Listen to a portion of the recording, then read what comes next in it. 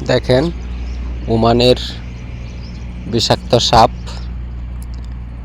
এই সাপে একবার কামড় দিলে একটা ইঞ্জেকশনের দাম হচ্ছে ওমানের ৮০০ রিয়াল, বাংলাদেশে প্রায় ১,৮০,০০০ টাকা একটা ইঞ্জেকশনের দাম যদি একবার কামড় দেয়।